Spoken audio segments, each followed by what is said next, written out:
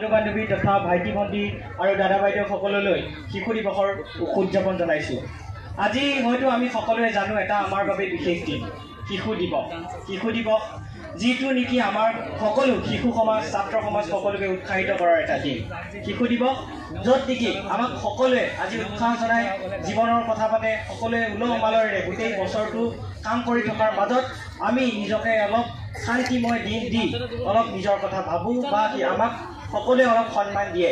আমি এইখিনি কৃতজ্ঞ হ'ব লাগে যে জৱাহৰলাল নেহেৰু যিজন আমাৰ স্বাধীন ভাৰতৰ প্ৰথমজন প্ৰধানমন্ত্ৰী, তেখেতৰ পোনপ্ৰথমতে কি হৈছিল, তেখেতৰ 1947 চনলৈকে তেখেতৰ জন্মদিন পতা হৈছিল 14 নৱেম্বৰ, যদিও শিশু দিৱস হিচাপে উদযাপন কৰা হোৱা নাছিল। 1954 চনত পোনপ্ৰথমবাৰৰ বাবে তেখেতৰ বন্ধুসকলে তেখেতৰ জন্মদিনটোক শিশু দিৱস হিচাপে উদযাপন কৰিছিল। কিয় উদযাপন কৰিছিল?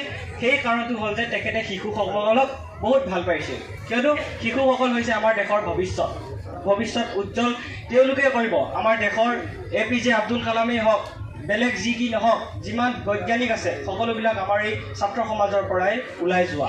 শিশুসকল এনেকুৱা এডাল এনাজৰী, যিডাল এনাজৰীয়ে আমাৰ দেশখনক উজ্বলাই তোলে, যিডাল এনাজৰী এখন দেশৰ ভৱিষ্যত, যিডাল এনাজৰীয়ে এখন দেশক উজ্বলাই তোলে।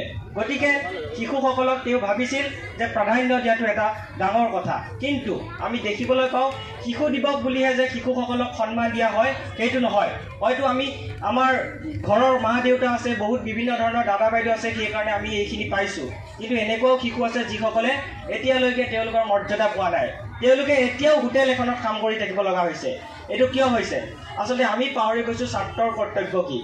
আমি যিমানখিনি সন্মান আমি পাইছোঁ, আমি তেওঁলোকক সিমানখিনি সন্মান দিব লাগিব। তেওঁলোকক আমাৰ ছাত্ৰৰ কৰ্তব্য হিচাপে লৈ সকলোকে সোঁৱৰাই দিব লাগিব যে তেওঁলোকো এজন শিশু। তেওঁলোক 11 বছৰ 12 বছৰ 18 বছৰ নোহোৱালৈকে ইমান কম বয়সত যেতিয়া এজনে হোটেলত চাহ পানী আমাকেই দিয়ে, তেখেতক শিশু দিৱস কোনখন মুখেৰে আমি তেখেতক অভিনন্দন জনাম?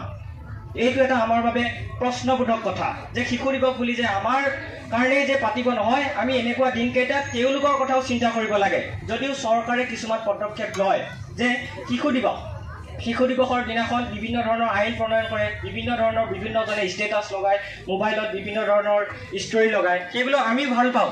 কিন্তু চৰকাৰে বিভিন্ন ধৰণৰ আঁচনি লৈ যদিও সেইবিলাকৰ অংশীদাৰ সকলোৱে হ'বলৈ নাপায়, কিয়নো সকলোৱে হয়তো গাইড নাই ভাল, সকলোৱে হয়তো কাকো দেখাই নিদিয়ে।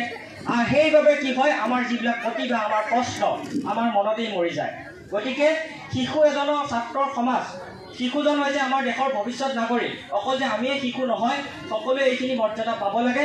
আৰু মই বেছি নকওঁ, এইখিনিকে কৈ মই মোৰ চমু বক্তৃতা